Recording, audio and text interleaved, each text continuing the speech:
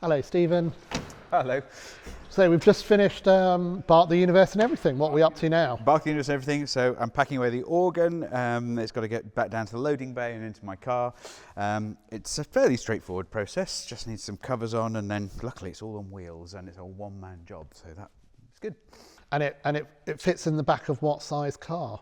Just a normal station wagon, so an estate car. So it divides at this point here. So this all comes off, and then this divides in the middle, well, sort of middle, and handles go on, and then I just lift it up and slot it into the car. So yeah, it's good. I mean, it's designed like that. It's not a particularly not based on a particular historical model, but it's sort of designed really for 21st century manoeuvres, as it were. So the internals is historic, but and based on historic stuff, but the externals is designed for the modern musician. Yes, I guess Bach didn't have to get his organ into a although they do move them around quite a lot. There's lots of talk about that. So there is stuff like that, and it's a four footman and a carriage.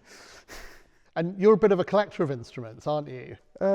Yes. My wife might be better the person to comment on that one than me, but yes, I'd say I just have the right instruments for the job. Brilliant. And how many is that? I don't know. It's a house full and a store full and various churches around London full. And I understand there's a one in, one out agreement. You have been talking to my wife. There is a one in, one out rule at the moment. The most important rule is everyone has to earn its keep. So it has to have a job and a function and the right thing, which I think is very fair. Can't ask for more. What's your first musical memory? My first musical memory. It's of listening to sort of music at home. Mum and Dad sort of played music on the stereo quite a lot, pop music and classical music, and just as a general thing. So I enjoyed that. I think the real first musical memory is the one that sticks with me and is relevant. It was just Mum and Dad wanting a piano in the house, and they got a piano because they wanted to play it and try it, and because they wanted to see if I was interested. So at the age of 5, 6 or something like that, an upright piano came into the house, and I think that was just the start of a lot of good things. What was the first piece of music that you became obsessed by? It was the D minor prelude from Book 1 of the 48 Preludes and Fugues. It was on an associated board syllabus, and I was playing on the piano, obviously, and it was that driving left-hand repeated D. I just thought was the coolest thing ever. And the really sad thing is, I still think it's the coolest thing ever, and I've recorded it now, and it's just wonderful, wonderful music, and I'm slightly obsessed by it, I think. Who is the most important music teacher that you've ever had, and what did they teach you? Really interesting question. All of them have been really important. I've been so lucky. My first piano teacher, Anne Marsden in Barnsley, where I grew up, she just instilled in a love of it, and of music and piano playing, and she loved it herself and just enjoyed it and enjoyed me enjoying it, which I think was a huge thing. And then I went off to a music school and slightly fell out of love with music, and then found a harpsichord teacher called David Francis, who ironically I saw was here last night. I haven't seen him for years, but he was on the concert stage here at King's Place, and he just rebooted my love of music and everything, but he also switched on the harpsichord for me, as I already loved it, but he made it the most special instrument, and just got my temperament as well as a slightly stroppy adolescent. I can't imagine. What's something you always do before going on stage? Tune. That's not true, actually. Sometimes other people tune for me, but something I always do before, I'm slightly sort of paranoid about getting all my music in the right order, because I've had so many instances where it's all been individual sheets of music and individual pieces, so I always really just double check that everything is there and everything's in the right order and the right way up as well. So I can imagine that is sort of vaguely therapeutic. Yeah, actually, it is. Yeah. It's good. Yeah. Also, because everybody around you, especially in an OAE concert, is practicing their instrument, whereas mine's on the stage already, so I haven't got that facility. Do you come from a musical family? Musically interested, not musicians. My paternal mother was an organist in a chapel, despite having 9 fingers. And she loved music as did, well, but all my family love music and enjoy music, but they're not necessarily professional. What's the most special reaction you've had from an audience or an audience member after a concert? The thing that sticks in my mind that happened recently was I did a clavichord recital, a very quiet, absolutely sort of not designed for public recital in Dartington Great Hall, and it had been the artistic director at the time had really wanted to do this, and I sort of said, well, it's a massive space, let's put it in the middle and let's bring the audience around. And it was late night, it was 10 o'clock at night, it was dark. The Dartington Great Hall is a very special place as well. The clavichord was a gorgeous instrument that I know very well, and I played sort of C.P. Bach and other things. And the quality of the listening at during and afterwards was the most. You could have cut it with a knife. It was so concentrated and so wonderful. And at the end, none of us wanted to break that spell. There was just this silence in the room of just this was from me and from the audience. We were just all concentrating on the same level together. That's my most memorable sort of feeling about audience reactions. But I love any time anybody comes up and says, I really, really love that piece. I hadn't expected it. I didn't know the composer and it was wonderful, or whatever. Any time that somebody's been moved and happy by something, I think that's always very special. What's the hardest thing about being a professional musician? In my case, this. It's the need. It's the fact that there's no very easy way to keep yourself in financial security. So anybody starting out now, it's almost impossible without some other means of income to actually make a living as a professional musician. And I find that rather tragic, because it means that you're thinking all the time about where the next money's coming from, rather than what your next project's going to be, or how to improve your to improve your sort of practical facility. And that's not a political thing, that's just the way the business works at the moment, in terms of recording, in terms of income streams and things like that. It's a really, really hard time. And what's the best thing about it? Playing the music with colleagues and with audiences. There is something so uniquely special about a live event when people have come to listen to what you're presenting, and it doesn't matter what the music is. It doesn't matter whether they want to be challenged, or whether they want to be relaxed, or whether they want to just hear something they love. That live connection is so unique and so wonderful, and I'm afraid for me it's a drug. It makes me want to do. It makes me want to do this all day, every day, even though that's not entirely practical and not desirable. But it's an amazing feeling, and no amount of recording, even live capture, even live streaming, nothing like that. It's these people in the room here that they can feel your heart beating almost, and you can feel theirs. They bring an acoustic and an energy to the room that you just cannot replicate anywhere else. Shall we go?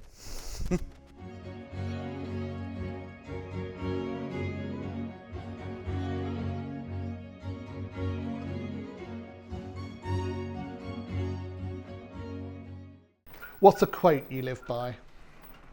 It's my own quote. It's just, be nice to people. Who's your favourite artist that's not a classical musician or composer? In the music business, or generally? Generally, like someone who's not a it could be anyone, so it could be an artist, a writer. Okay, that's really hard. In terms of writing, it's people that write about the human condition. So I'm a big Steinbeck fan. I was really sad to not meet David Lodge before he died last week. He was a favourite author of mine. As far as non-classical musicians go, I'm afraid I grew up in in a sort of group full of people who loved prog rock, if you can call it that. So I'm a sort of Phil Collins, Genesis, that sort of thing, Pink Floyd, love all that. Just admire their musicianship.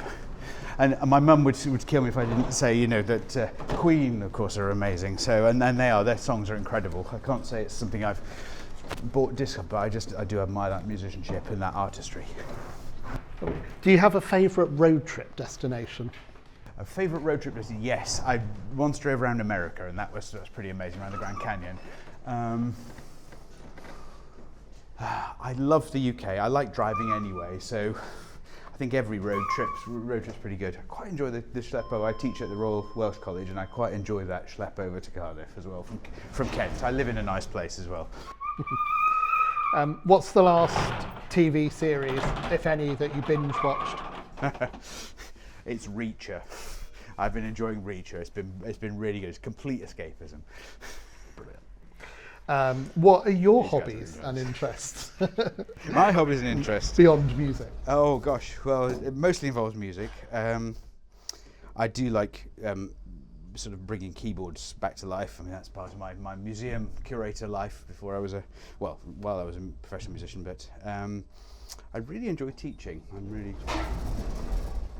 very musically nerdy, isn't it?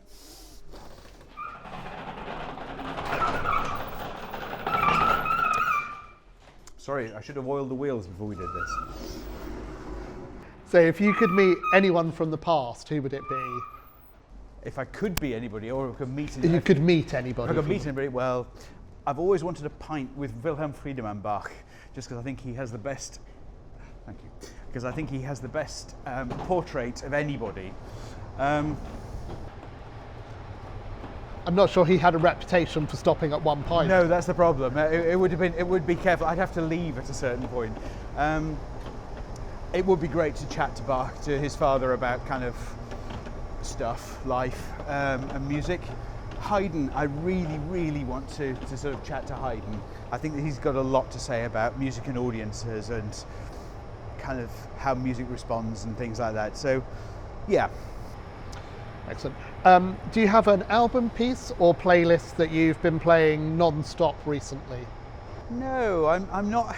This is bizarre. I'm not a big listener of music other than live music. I do put stuff on, but I drive mostly to talking books, so I enjoy that sort of thing. And as a performer, do you have a fitness or well-being regime that you follow? No, I try and go to bed early the night before a concert, especially one that involves getting up at 5 o'clock in the morning, like BUE. But I can't say I do. I just try and keep my mind clean and fresh and things, but not really, no.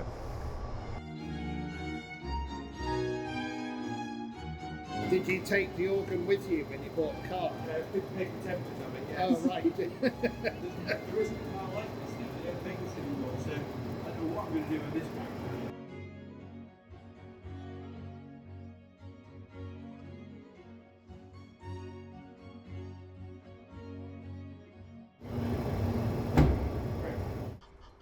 Oh, don't fall down the hole. So what's a phrase that you say way too much? A phrase I say way too much. Everybody will know something better than I will, of course. That's a really hard question. I don't know. Possibly I don't know. I think that's a phrase I say way too much, which kind of buys me thinking time. But I'm sure my wife and stepdaughter will know something instantly, and they'll go, "No, but you say that all the time." But sorry. Are you a morning person or a night person? Both. I'm not very good in the middle of the day.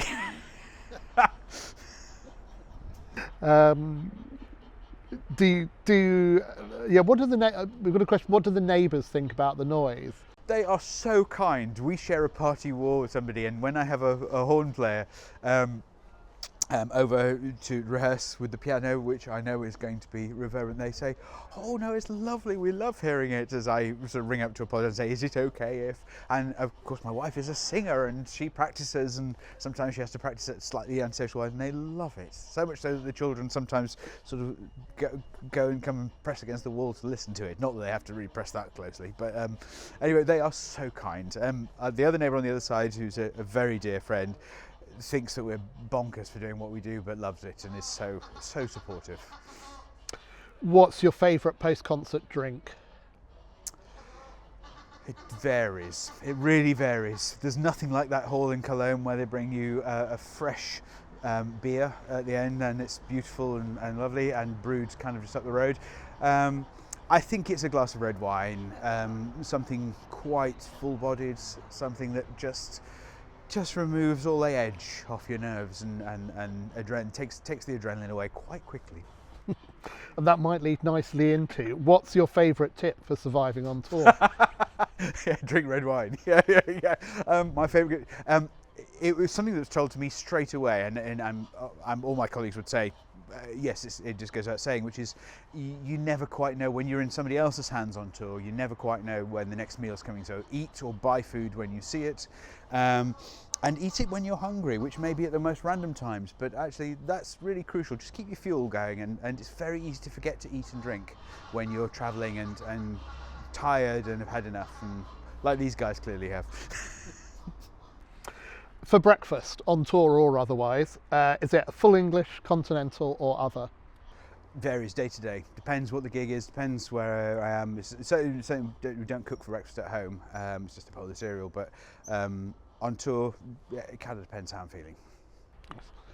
Baroque or classical? Both. Can I do both? Am I allowed that?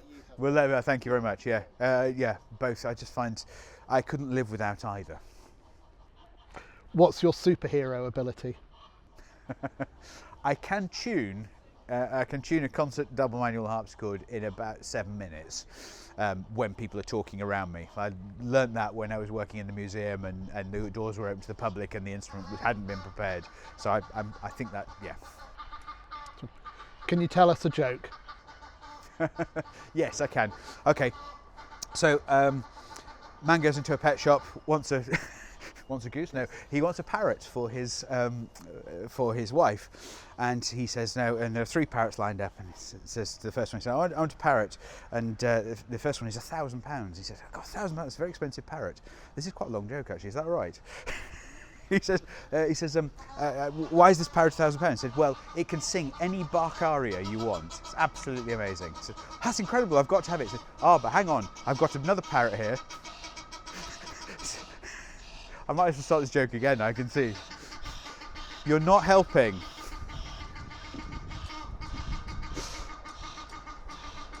Should we go somewhere else?